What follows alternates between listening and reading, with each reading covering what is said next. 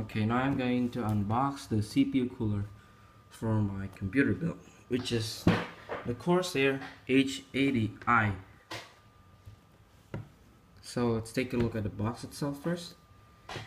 It shows the picture of the cooler.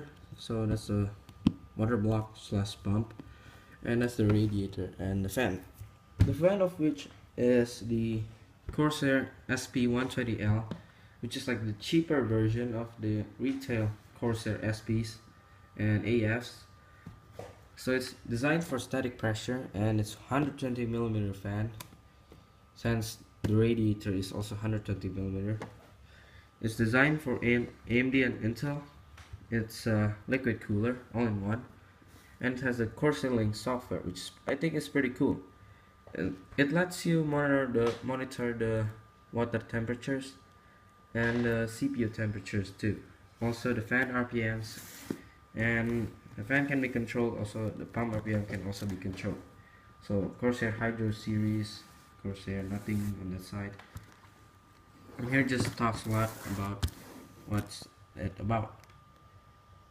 Increased overclocking, Corsair Link, and the fans. There, like I said, it's a static pressure fan. Although it's a cheaper variant of the retail fan, it's actually much faster than the retail fan. This fan, as included with this, it includes two of them, spins at 2700 RPMs, while the retail fan spins at 2350 RPMs. And this is PWM, and retail fans are not PWM. So yeah, I don't think it's really all that much cheaper. So it shows also a graph comparing to the stock cooler, which I think is unfair, since you see the difference in the size of the stock cooler and the H80i. It's ridiculous. So yeah, but it is a good cooler, this thing is. So I'm going to open it right now. So there's a flap here, and there's the user manual and product guide. User manual. Be sure to read the user manual every time you get any product, because it may help you. So these are the fans. There's one of them. I've opened the box and the packaging and stuff, so it might not look as new because I've opened it once before. So yeah, see the difference between this fan and the retail SP120s is the looks of it. It has a gray impeller compared to the retail fans black impeller, and the retail fans have the color changeable rings and the rubber corners, while this just have all plastic corners and no interchangeable ring. But I think the motor is kind of more expensive than the retail one, since it's PWM and it's way faster. So yeah, I don't think I'm going to replace those fans, since they're pretty good. So I've taken out the fan and the heatsink itself, cooler itself, out of their packagings, and let's see the fan first. They have gray blades, as obviously you can see, with the Corsair logo stuck on the front of it, and just can turn on like that.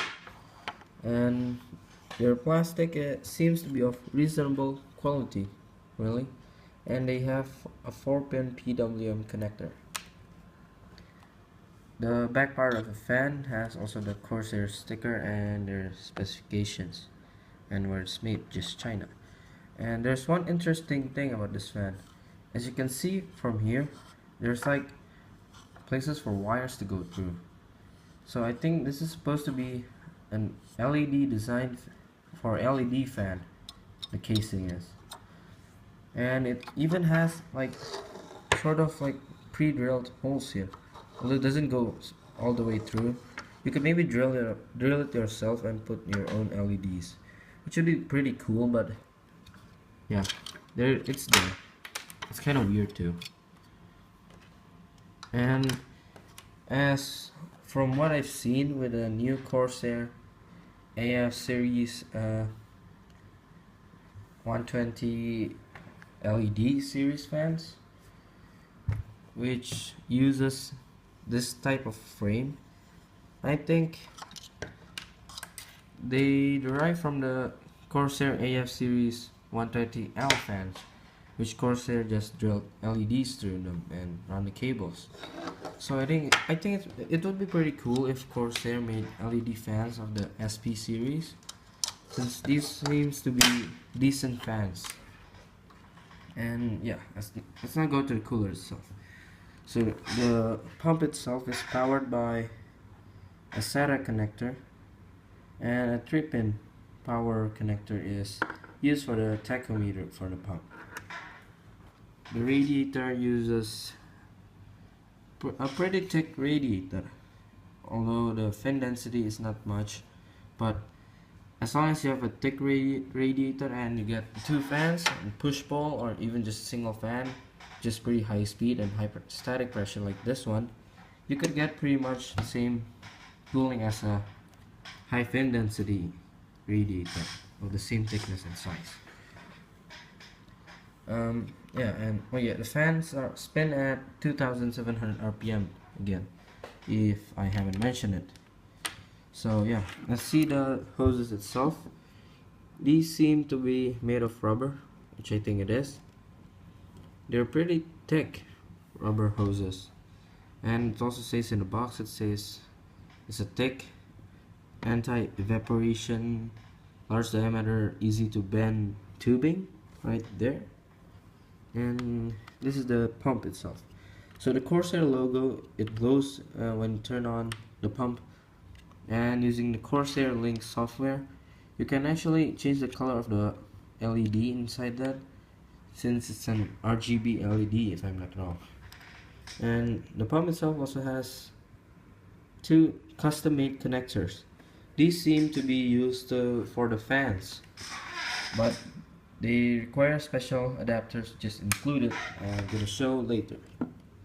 So yeah, in this side there's the USB connector, and looks like a filling port.